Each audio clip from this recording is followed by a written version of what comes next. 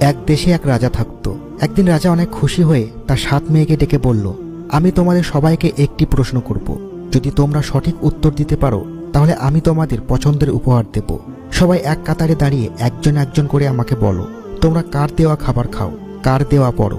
তখন 7 মেয়ের মধ্যে 6 মেয়ে বলল, আমরা আপনার দেওয়া খাবার খাই, আপনার দেওয়া পড়ি, আর আমাদের শখের জিনিস সব আপনিই পূরণ করেন। রাজা তখন অনেক খুশি হলো।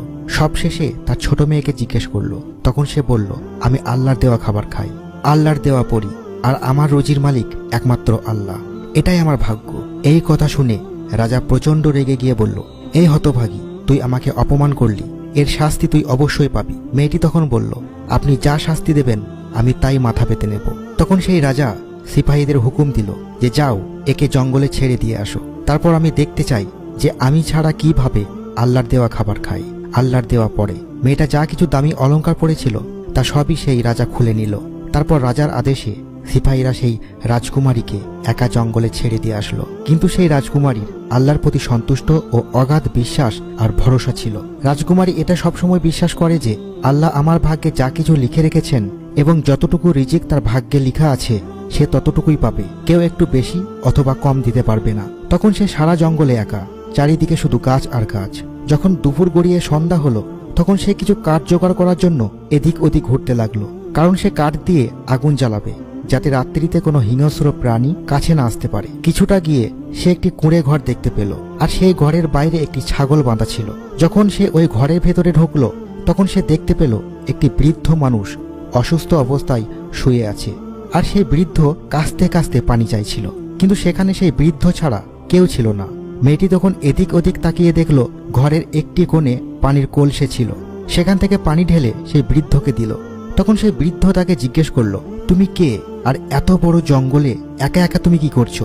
তখন মেয়েটি তাকে সমস্ত ঘটনা বলল।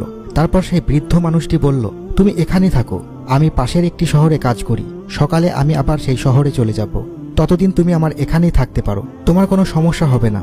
যখন সকাল হলো তখন সে বৃদ্ধ মানুষটি শহরে যাওয়ার জন্য রওনা দিল।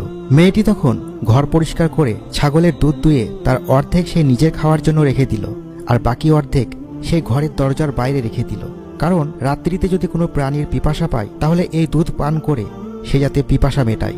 তারপর সে দরজা বন্ধ করে রাত্রিতে ঘুমিয়ে পড়ল।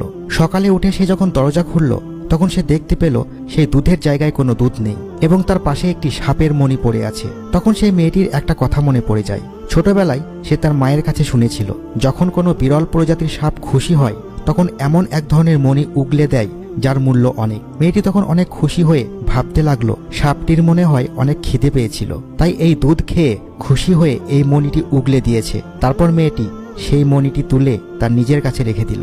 তারপর আবার পরের রাত্রিতে এইভাবে দুধ রেখে দিল।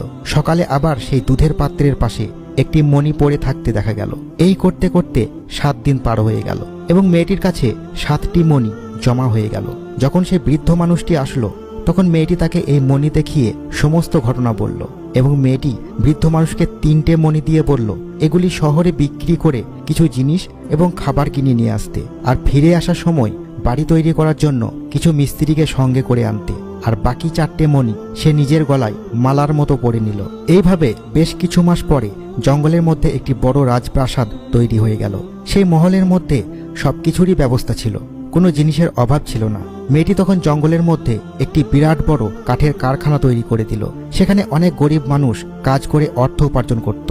এভাবে দিনের পর দিন বিভিন্ন জায়গা থেকে মানুষেরা এসে এখানে কাজ করত এবং জঙ্গলটি আস্তে আস্তে ছোটখাটো শহরে পরিণত হয়ে গেল। একদিন সেই রাজার কাছে খবর চলে গেল যে জঙ্গলে একটি রাজকুমারী আছে, সে অনেক দয়ালু, অনেক মানুষের উপকার করে। সব মানুষ সেই রাজকুমারীকে অনেক সম্মান শ্রদ্ধা করে। রাজার মনে তখন ইচ্ছা জাগলো যে কে এই রাজকুমারী, যার এত নামডাক, যে এত মানুষের উপকার করে, যার এত সম্মান, আমি তাকে একবার দেখতে চাই। রাজা তখন সিপাহীকে একটি পত্র দিয়ে আদেশ করল যে এই পত্রটি সেই জঙ্গলের রাজকুমারীকে দিয়ে আসো, আমি তার সঙ্গে সাক্ষাৎ করতে চাই। রাজকুমারী পত্রটি পড়ে সিপাহীকে বলল, আমার একটা শর্ত আছে, রাজা যদি আমার সঙ্গে দেখা করতে চায় তাহলে তার মেয়েগুলোকে সঙ্গে করে নিয়ে আসতে হবে। রাজা শুনে এই শর্তে রাজি হয়ে গেল এবং তার 6 মেয়েকে সঙ্গে করে নিয়ে রাজপ্রাসাদে হাজির হলো। সেখানে গিয়ে তারা রাজকুমারীর সঙ্গে দেখা করলো, কিন্তু রাজকুমারীর মুখ পর্দা দিয়ে ঢাকা ছিল, তখন রাজা বলল, তুমি আমার মেয়ের মতো, তোমার মুখ আমাকে আর আমার মেয়েদের দেখাও, আমরা তোমাকে দেখতে চাই। তখন রাজকুমারী বলল, আচ্ছা ঠিক আছে, আপনারা এখানে দাঁড়ান, আমি ঘর থেকে আসি, মুখের পর্দাটা খুলে দেখা করছি। এই বলে রাজকুমারী ঘরের ভেতরে ঢুকে পড়ল। কিছুক্ষণ পর সেই রাজার মেয়ে একটি পুরানো কাপড় পরে চলে আসলো। তখন রাজা তার মেয়েকে দেখে খুব খুশি হয়ে বলল, তুমি এখানে? আমরা তোমাকে অনেক খুঁজেছিলাম জঙ্গলের মধ্যে, কিন্তু খুঁজে পাইনি। আমরা ভেবেছিলাম তোমাকে বাঘে খেয়ে ফেলেছিল, কিন্তু তোমাকে জীবিত দেখে আমি অনেক খুশি। তুমি কি রাজকুমারীর কাছে থাকো? ডাকো তোমার রাজকুমারীকে, আমি তাকে বলে এখান থেকে তোমাকে নিয়ে যাব। তখন সেই মেয়েটি বলল, বাবা, আমি সেই রাজকুমারী। আমি আপনাকে বলেছিলাম না যে আল্লাহর দেওয়া খাবার খাই, আল্লাহর দেওয়া পড়ি।